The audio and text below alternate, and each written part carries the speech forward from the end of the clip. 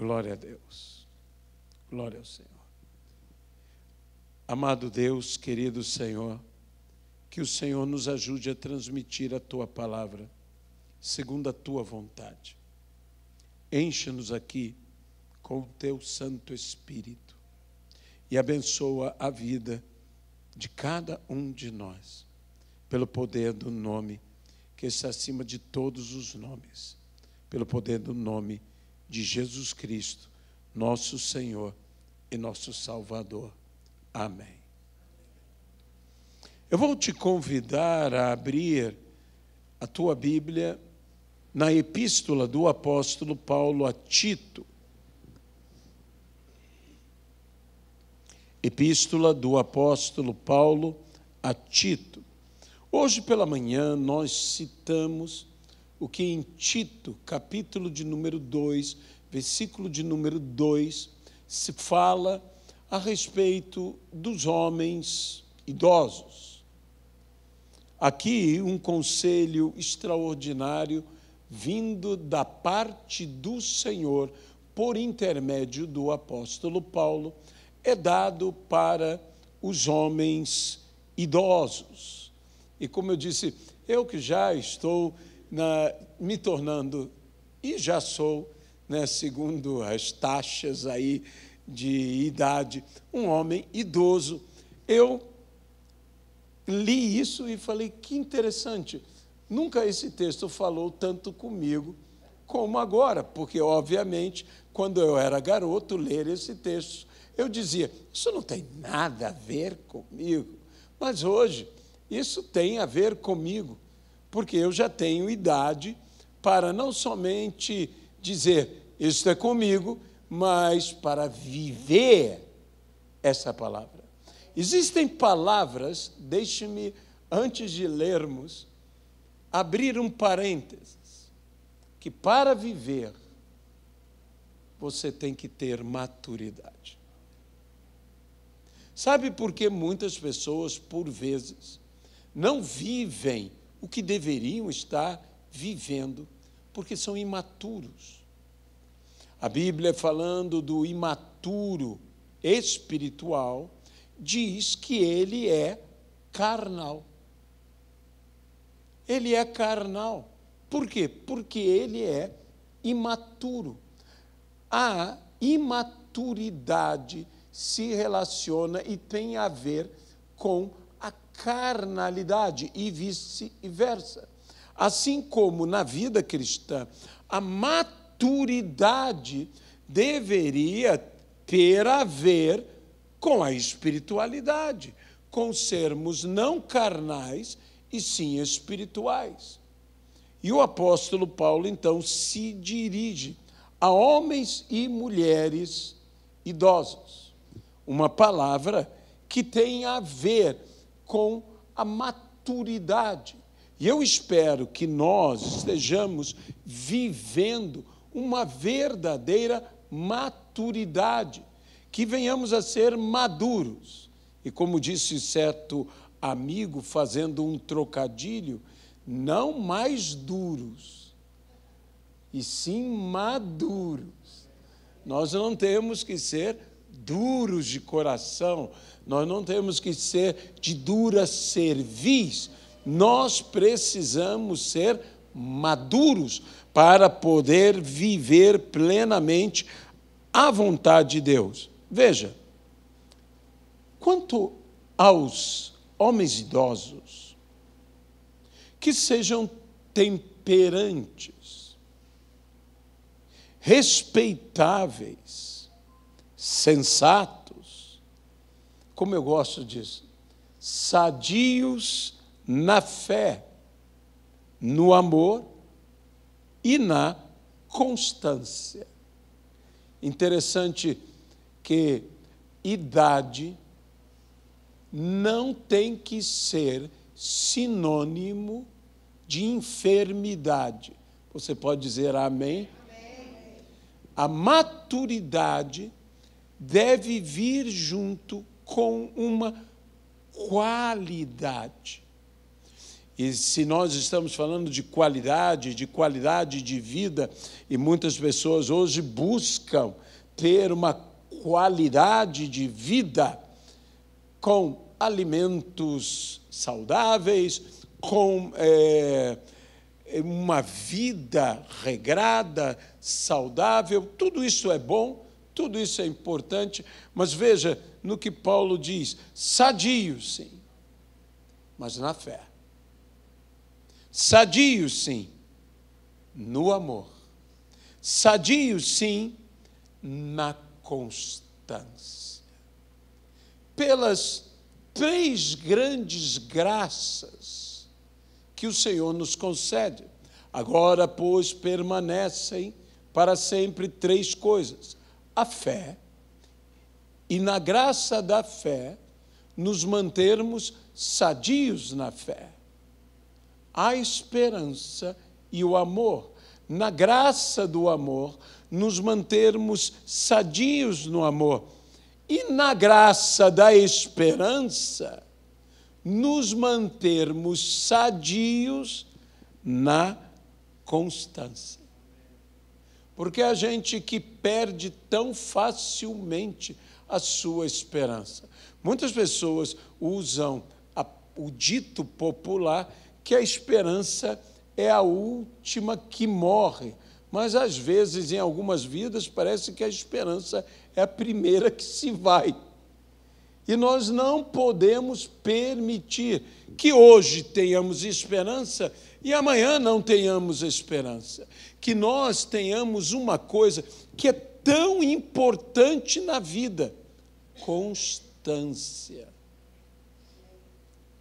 Constância.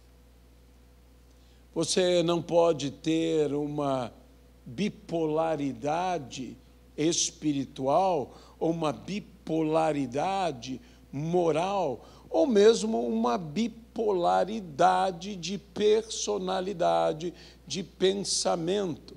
Você não pode estar alegre e depois triste. Você tem que possuir uma constância. E esta constância vem por intermédio a mantermos viva a esperança. E uma das coisas que nós fazemos para que a esperança esteja constantemente viva e eficaz em nossas vidas é trazer à memória aquilo que nos traz esperança. Muita gente está trazendo à sua memória preocupações, inquietações, aflições, ansiedades, e a Bíblia diz que o que deve ocupar o nosso pensamento não é isto. Isso não quer dizer que você não possa passar por um momento de inquietude na tua vida, porque nesse mundo nós passamos por aflições. Porém, Jesus mesmo, ao nos dizer que nesse mundo ninguém nos enganasse, porque nós passaríamos por aflições, ele disse: tenham bom ânimo. Não percam seu bom ânimo por causa das aflições nas quais vocês estão passando, ou pelas quais vocês estão passando. Mantenham constante o seu bom ânimo. Nós precisamos. Isso é uma vida de fé. Isso é uma vida de fé. É interessante, inclusive, vivermos, e o apóstolo Paulo parece que fala em mais conselhos até às mulheres idosas. Quanto às mulheres idosas, semelhantemente, sejam sérias. Ele não está dizendo sejam chatas. Amém? Sejam sérias. Isso quer dizer que tudo que você faz com responsabilidade, com seriedade. Paulo não está dizendo para você ter uma cara comprida, para você não cumprimentar, para você não ser simpática, para você dizer eu sou séria, para você não sorrir, para você não brincar. Paulo está dizendo para você fazer as coisas de uma maneira séria, responsável. Sejam sérias em seu proceder. A vida não é uma brincadeira e nós temos que ser sérios no nosso proceder. Não caluniadoras, não faça calúnias, não fale mal de ninguém, não escravizadas a muito vinho. Também aqui Paulo não está dizendo que você não possa tomar um vinho ou qualquer coisa assim, embora nós aconselhemos, aí não é Paulo, aí não é a Bíblia, sou eu. Cuidado. Se você sabe tomar da maneira correta, tudo bem. Sabe, tomar vinho é uma arte. Vinho não foi feito para que você o beba. Vinho é um alimento. E como alimento, você não deve ser glutão. Porque o vinho pode nem te engordar, mas vai te fazer agir indevidamente.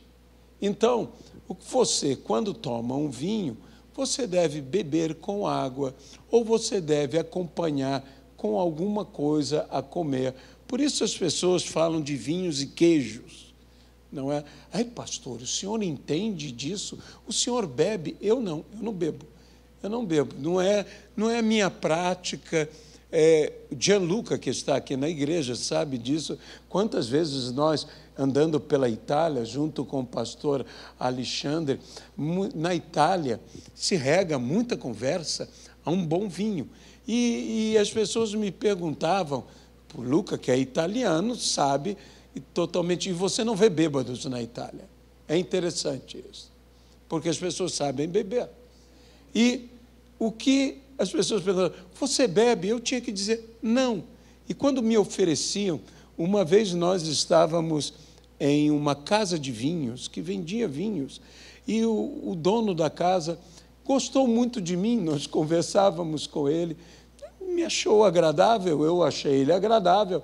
E ele disse, venha experimentar. E eu disse, eu não sei beber, eu não tenho o costume de beber. E quando ele colocou uma porção de um vinho, e eu tomei pouquinho apenas para sentir, ele começou a rir, disse, um homem desse tamanho só toma dessa maneira? Eu disse, esse homem é prudente. Não é? Então, a Bíblia disse, não sejam escravizadas a vinho. Não é o vinho que vai alegrar a tua vida, é a graça do nosso Senhor e Salvador Jesus Cristo.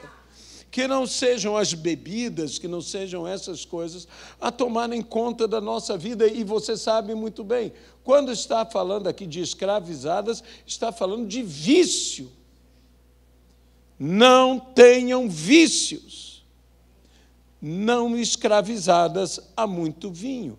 Sejam mestras, como eu gosto disso, do bem. Elas não só fazem bem, mas elas são mestras do bem. Fazem o bem com maestria,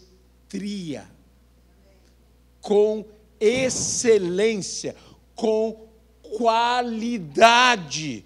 Nós precisamos realmente de mulheres dentro da igreja que sejam mestras do bem, a fim de instruírem as jovens recém-casadas a amarem ao seu marido, aos seus filhos.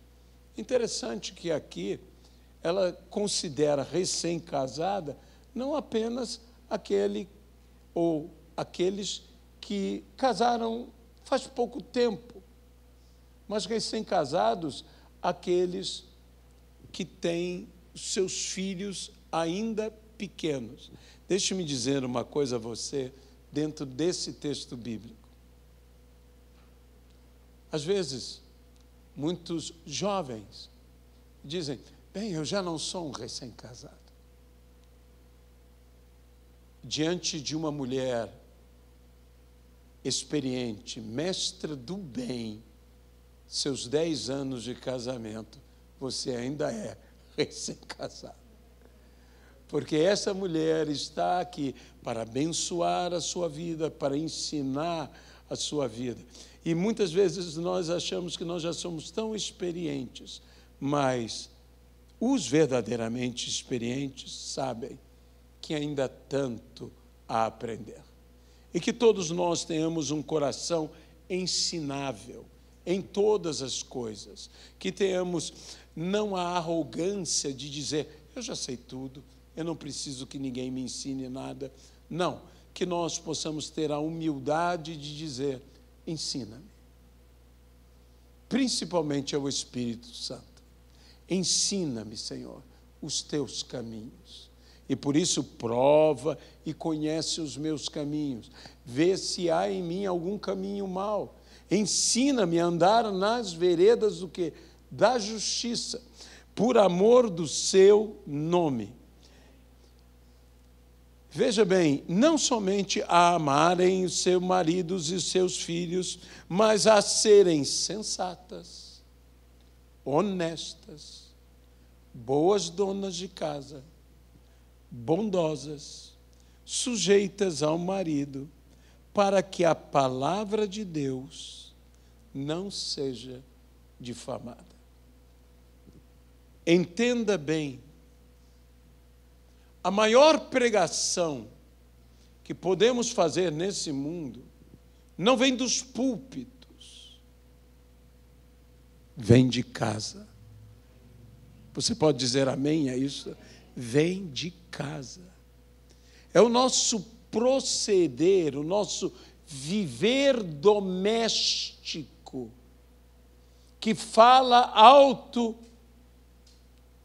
o Evangelho. E a Bíblia diz, e será pregado o Evangelho do reino de Deus em toda a terra para juízo, e então virá o fim.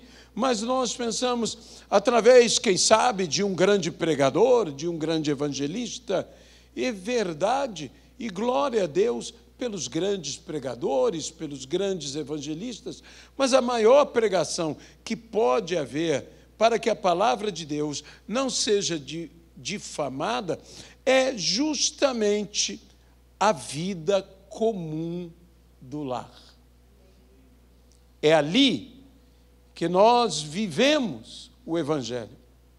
Veja, quanto aos moços, diz Paulo, de igual modo, exorta-os para que, em todas as coisas, sejam criteriosos. Deixe-me dizer uma coisa.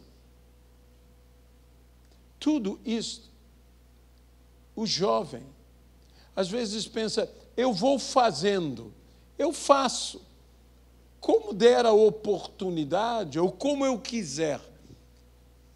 Eis o conselho, não só paulino, eis o conselho bíblico. Tudo o que você fizer, faça criteriosamente, com critério, organize-se. Organize-se para estudar, organize-se para viver, tenha um critério de escolhas. Quando os jovens, eles dizem, como escolher um namorado, uma namorada? Simples, com critério. Não saia escolhendo de qualquer maneira. Tenha critério. Tenha critério. Tenha um critério, busque o critério em Deus. Não seja atraído apenas pela atraência. A atraência é importante. A atraência... Tá, tudo bem. A professora de português quer me cortar. Pela atraência de uma pessoa. A atração é o que eu sinto. A atraência é a característica dela. A aparência. Tudo bem. Procura no dicionário, por favor. vejam como eu estou um homem temperante. Como eu falei, um homem temperante, um homem tranquilo. Você pode me interromper, pode falar, pode dizer qualquer coisa, e eu fico numa ótima, não é? Mas não seja apenas a aparência, a Bíblia diz isso, que não seja a aparência física, mas que seja o quê? O homem interior, a pessoa, a personalidade, tenha critérios. Tenha, e eu vou dizer assim, tenha padrões altos, pelo amor de Deus, tá? Nas coisas que mais importam. Nas coisas que mais importam. Eu não digo que a aparência não conte, não seja algo importante. Nós encontramos isso nas Sagradas Escrituras. Eu acho, digo eu, que Isaque, filho de Abraão e de Sara, devia ser um homem bonito. Eu acho que ele devia ser um homem bonito. Eu sei que a que foi esposa dele, Rebeca, era uma virgem belíssima. A Bíblia nos fala que ela era. Mas diz que quando ela viu Isaque, ela praticamente, o que dá a entender, ela cai. Eu espero que não tenha sido de susto, né? Mas ela cai, ela se desequilibra, que ela viu lá o que seria marido dela. E a Bíblia diz que Isaque e ela, né, ele a amou. Ou seja, eles não se viam antes, eles não se conheciam. É um dos casos da Bíblia que você pode estudar como amor à primeira vista. Eles se apaixonaram. Eu acho que ele era bonito, tá? Pelo menos pelo bem de Rebeca, eu tenho toda a esperança que ele tenha sido bonito. Ela eu sei que era bonita. Então, eles se apaixonaram. Tudo isso é importante. Tudo isso é maravilhoso. Mas nós devemos ter...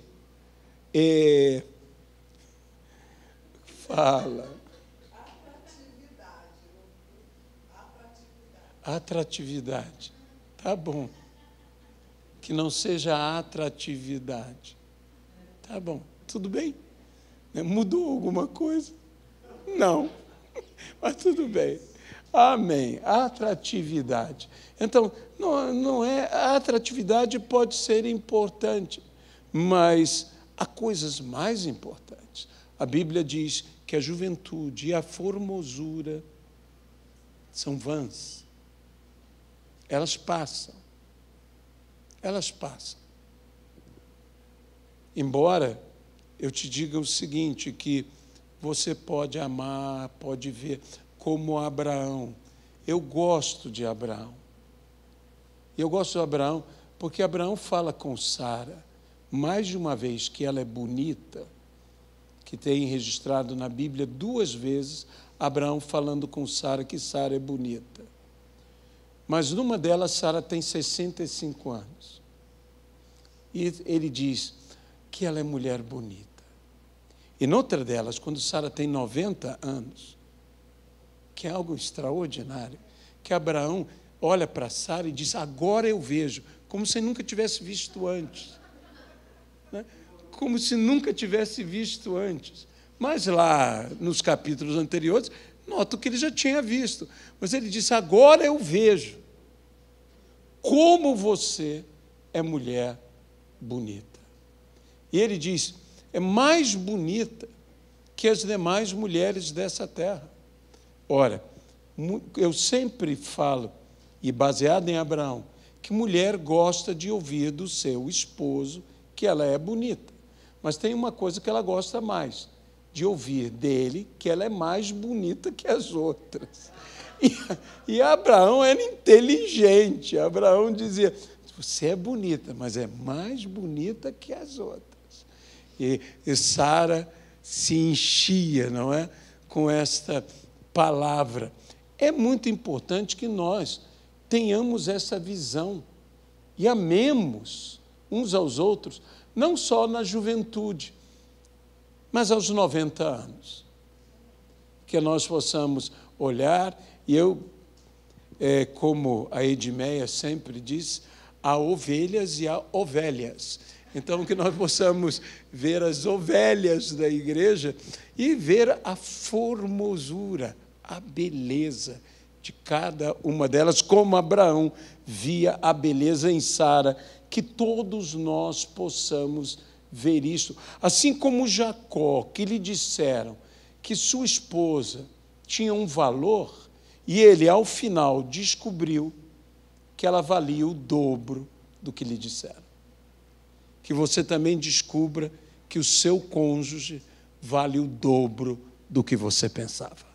Amém? Glória a Deus.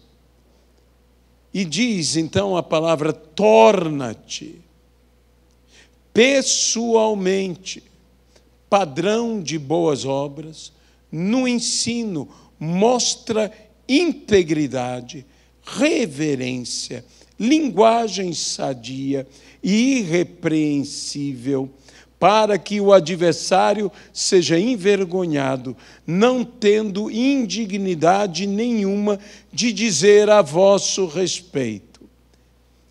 Nisto tudo, o apóstolo Paulo está falando agora ao seu filho na fé, Tito, e ele inicia, e eu volto ao versículo 1. Tu, porém, fala o que convém à sã doutrina.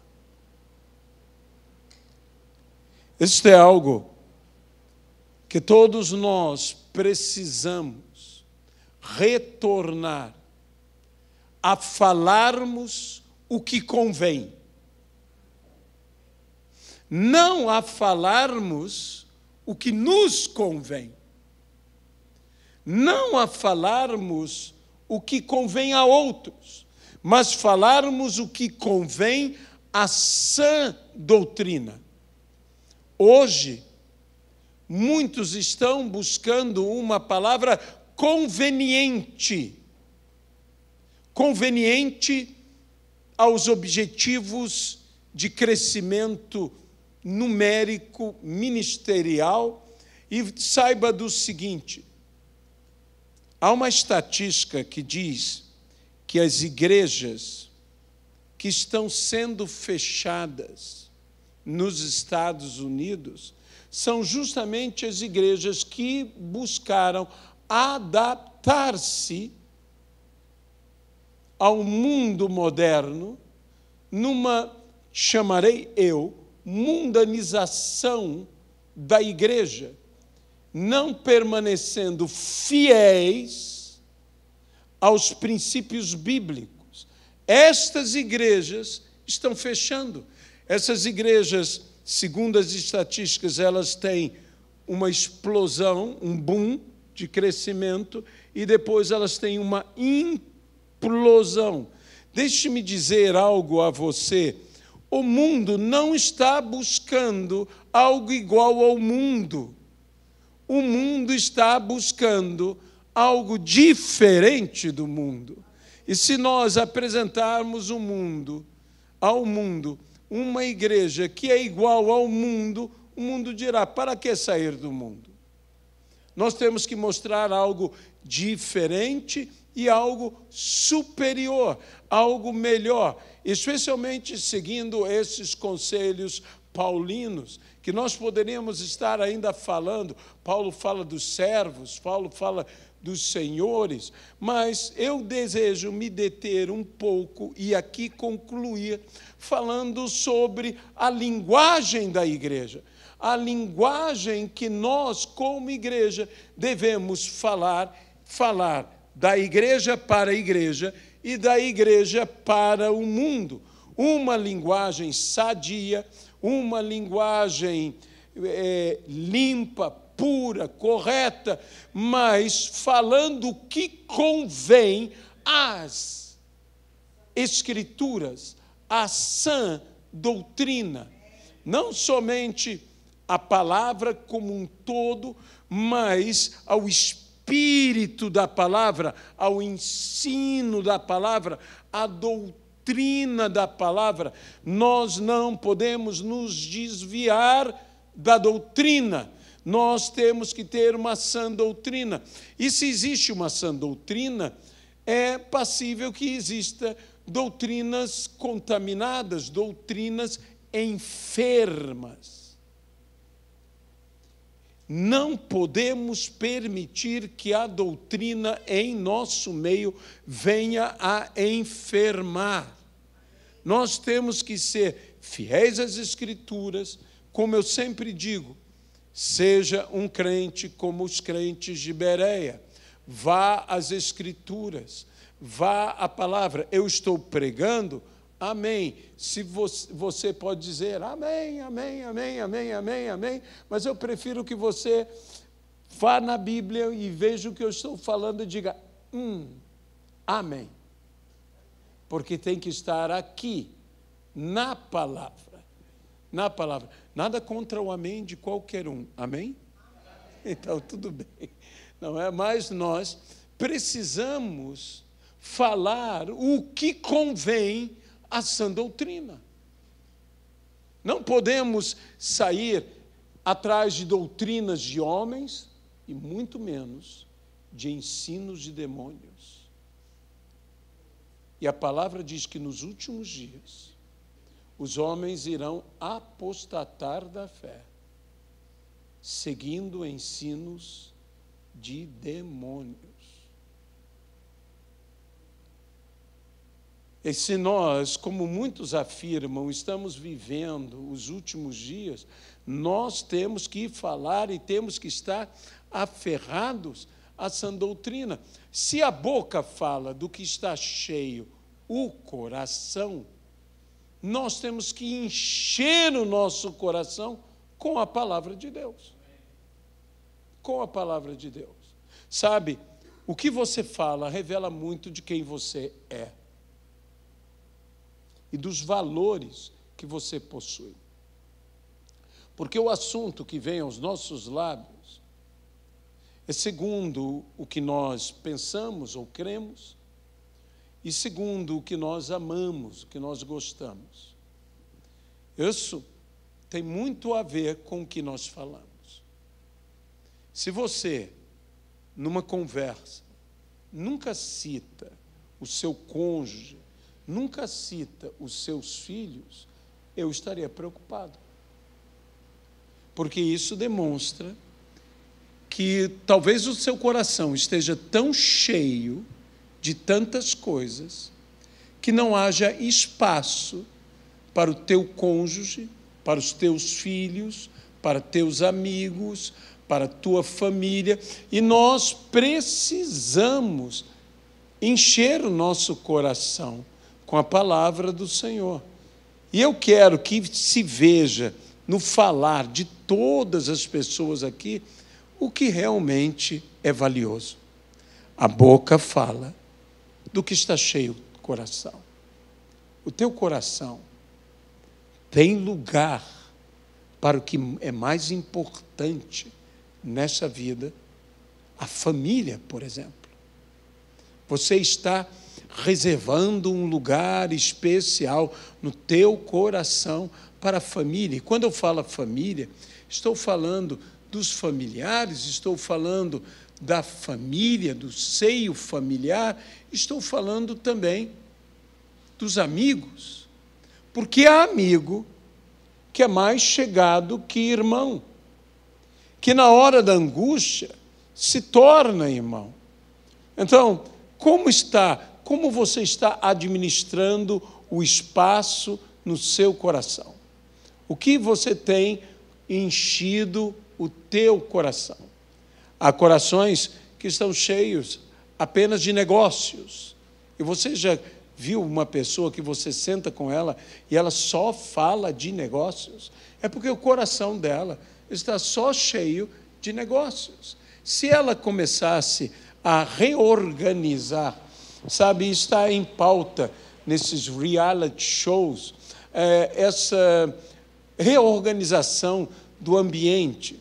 Há pessoas, às vezes, que entulham o seu armário, entulham a sua casa, e então vem um especialista e ele ali vai reorganizar o ambiente.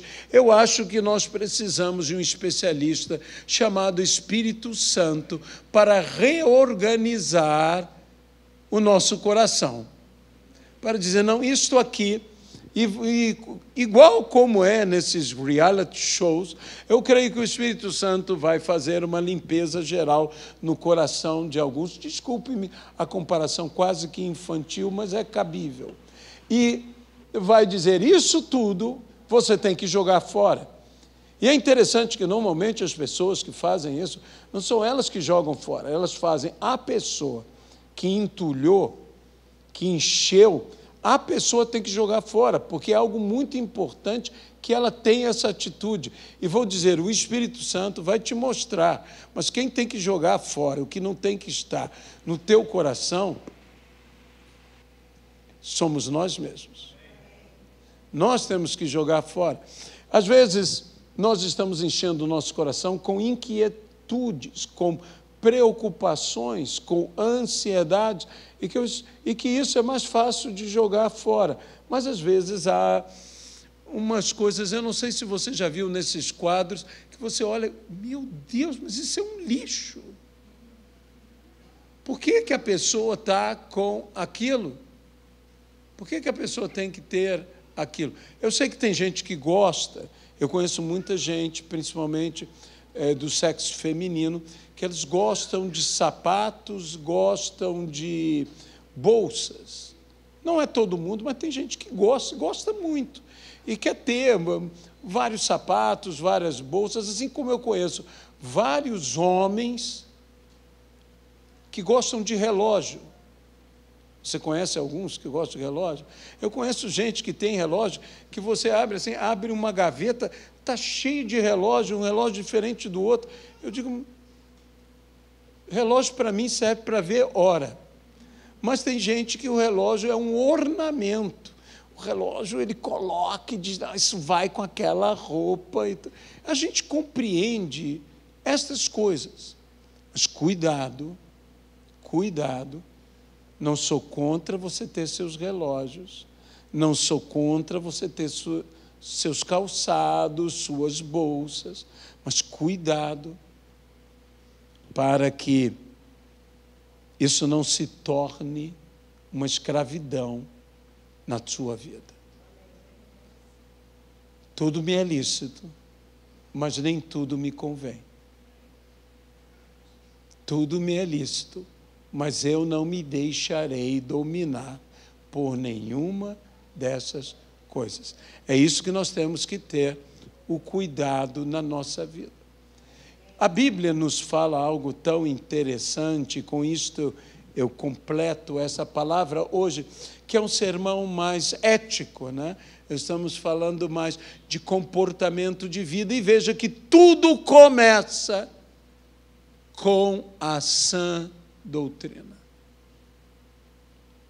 A sã doutrina me faz ser um homem são, a sã doutrina me faz ser uma mulher sã, a sã doutrina me faz ser um jovem são, a sã doutrina me faz ser são. Se eu tiver uma doutrina errada, isso me levará a um caminho errado. A um caminho errado. Nós conversávamos com o apóstolo L, e o apóstolo L falava, a maturidade é algo tão interessante, porque na maturidade, quando realmente você amadureceu, porque tem gente que só envelhece, não amadurece. Então, saiba do seguinte, não é o envelhecer. Envelhecer, todos nós iremos envelhecer. Mas o amadurecer é uma questão de escolhas. Você pode dizer amém a isso? Você amadurece segundo as escolhas que você faz. Você envelhece apesar das escolhas que você faça. Você vai envelhecer de qualquer jeito. Envelhecer, se nós vamos viver, nós vamos envelhecer. Eu já não sou o jovem que eu fui, e eu não serei o velho que eu sou. Eu vou ser mais velho do que eu sou. Então, eu quero viver, e quero viver em qualidade de vida, mas eu quero também amadurecer. E não só envelhecer. E para amadurecer, eu tenho que fazer as escolhas certas. É um velho ministro de Deus falando a um jovem ministro de Deus. E ele está dizendo: tem cuidado de ti mesmo e da doutrina. Cuida de ti mesmo, cuida da doutrina. Meus irmãos, para que eu cuide da igreja de Cristo, da maneira que Cristo se alegre com a sua igreja e seja bênção para você, eu tenho que ter cuidado de mim mesmo, para não dizer tomar cuidado comigo, que tem outro sentido, não é? Não apenas me cuidar, mas cuidado comigo, cuidado com o Aloísio. Vê lá esse Aloísio. Esse Aloísio tem que se comportar. Esse Aloísio tem que viver a sã doutrina. Tem cuidado de ti mesmo, que é tão amplo o sentido, que nós devemos nos cuidar bem, que nós devemos ter um bom testemunho, mas nós também devemos ter cuidado conosco, porque nós, muitas vezes, somos os maiores destruidores de todos os nossos sonhos, de todo o nosso trabalho. Não são os outros que nos prejudicam. Muitas vezes, nós mesmos é que nos prejudicamos, de modo que tenha cuidado com você também. Tenha cuidado, renda-se ao Senhor e creia que o Senhor te conduzirá, porque bendito seja Deus que sempre me conduz em triunfo em Cristo Jesus. Eu quero ser orientado, guiado por Ele. Por isso, cuidado com a sã doutrina. Porque de nada adiantará todos esses conselhos a todos, se aquele que o Senhor entregou para pastorear, para cuidar, ele não tenha o cuidado necessário com ele mesmo e com a doutrina, que ele não dê bom testemunho. Quantas vidas se esforçaram tanto e por causa de um escândalo, elas se escandalizaram, elas tropeçaram, elas foram levadas ao poço por causa do mau testemunho de uma liderança. Uma liderança é uma bênção, desde que ela não te arraste para o fundo, por um erro, por um pecado, por uma falha, por doutrinas fora da palavra. Ele nada fez de errado, apenas uns ensinos malucos. Não vamos por isso, porque isso vai nos arrastar para baixo. Mesmo que estamos nos esforçando, que estamos lutando, não, vamos ser fiéis às Escrituras. Sabe do seguinte, é bom que você seja fiel a mim, mas não me idolatre. Eu sou pecador como qualquer outro homem e careço da graça do nosso Senhor e Salvador Jesus Cristo, o único sem pecado. A Ele, sim, é que seja glória. E os nossos olhos têm que estar fitos no autor e consumador da nossa fé, não na nossa liderança, não em mim, mas em Jesus. Não olhe para mim, olhe para Cristo. Mas se você olhar para mim, veja em mim Cristo, porque Cristo em nós é que é a esperança da glória. E seja meu imitador naquilo que eu sou imitador de Cristo. E me imite assim como eu imito a Cristo.